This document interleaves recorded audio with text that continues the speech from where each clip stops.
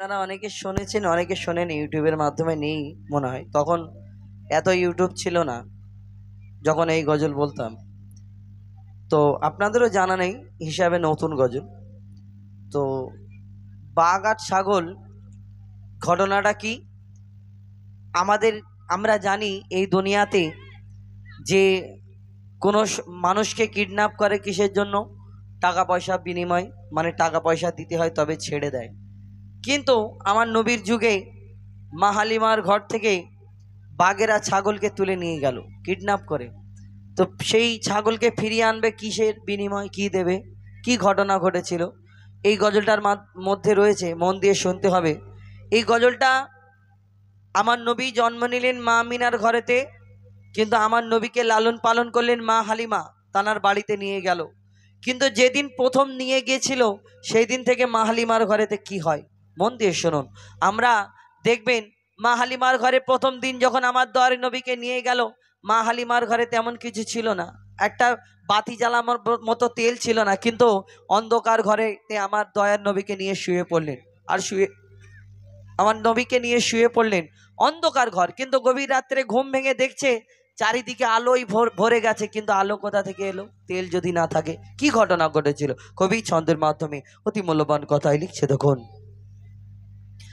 আর সে আনার ফুল মোহাম্মদ রাসূল, আর সে আনার ফুল মোহাম্মদ রাসূল আসলো যেদিন হতে দুনিয়াতে, সেদিন হতে এই সারা দুনিয়া ভরে গেল দেখো রহমতে।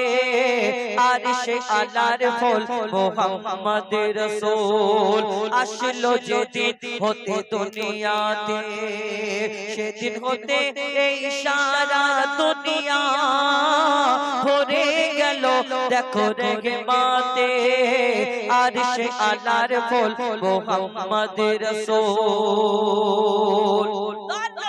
যেদিন মা হালিমার ঘরে প্রথম দিন গেল, তেল ছিল না, কিন্তু কি মা হালিমা রাত্রে দেখছে আলোয় আলোকিত, কিন্তু কোথা থেকে এলো? কি হয়? কবি ছন্দের মাধ্যমে লিখছে দেখুন।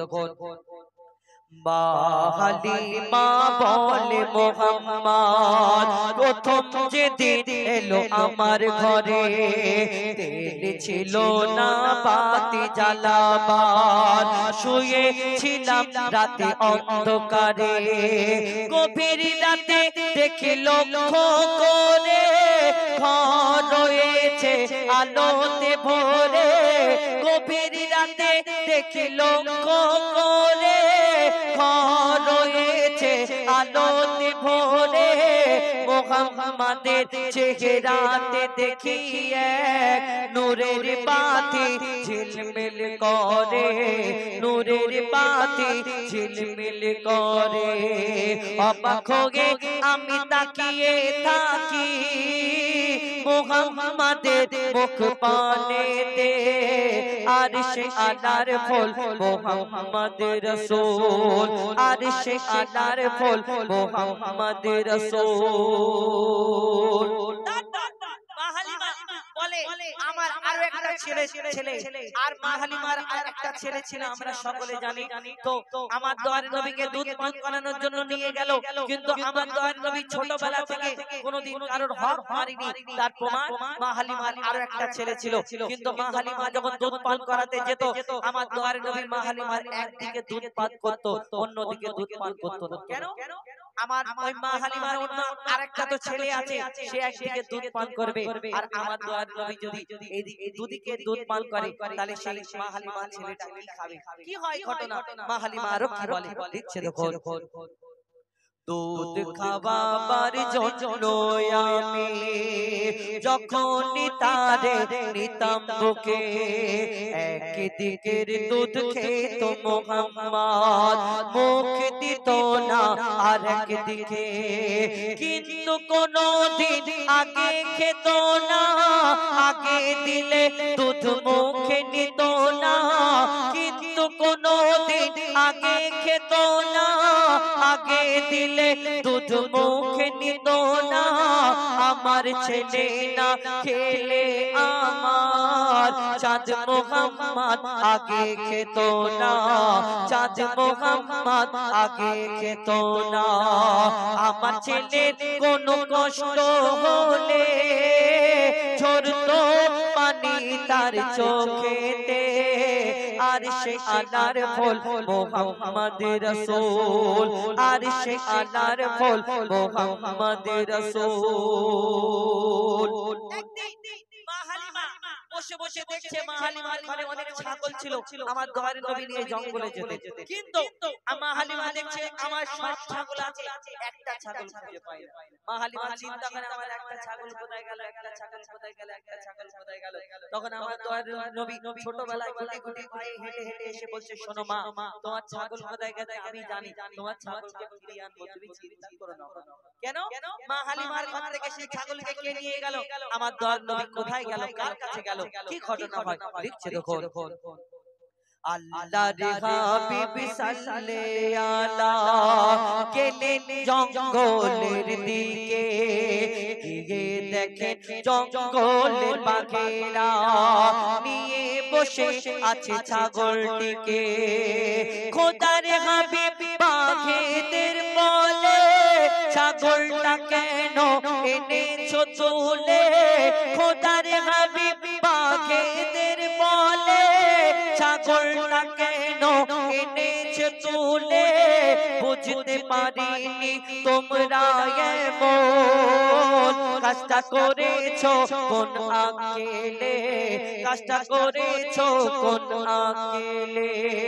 বাঘেরা বলে ইয়া হাবিবাল্লাহ, আনিনি ছাগলটিকে মারিতে, আর সে আনার ফল মোহাম্মদ রাসূল। আমার দয়ার নবী প্রশ্ন করে, তোমরা যদি ছাগলকে মারার জন্য আনোনি, তাহলে কিসের জন্য এনেছো, জঙ্গলে কেন এনেছো?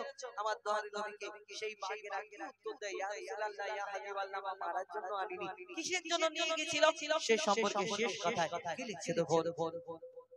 রোজ আসেন ছাগল চরাতে, ইয়া রাসূলুল্লাহ আপনি তো রোজ আসেন, কিন্তু দুদিন হয়ে গেল আপনাকে দেখা পাইনি।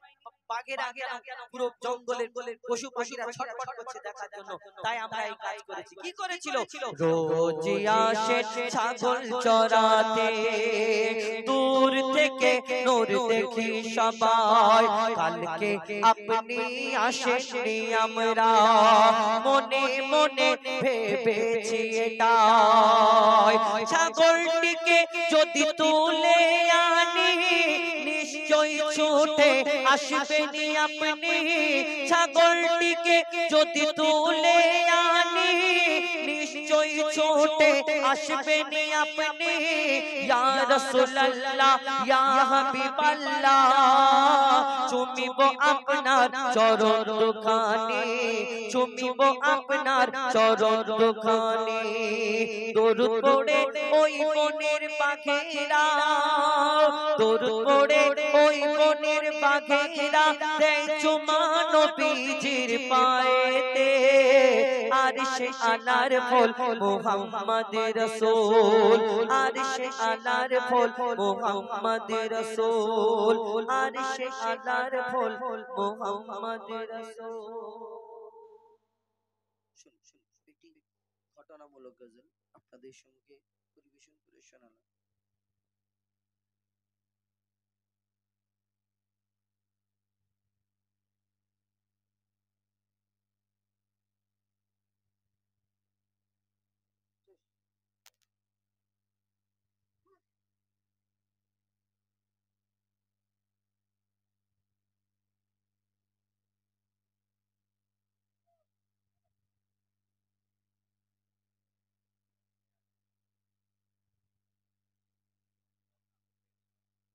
হাওড়া হুগলি মেদিনীপুর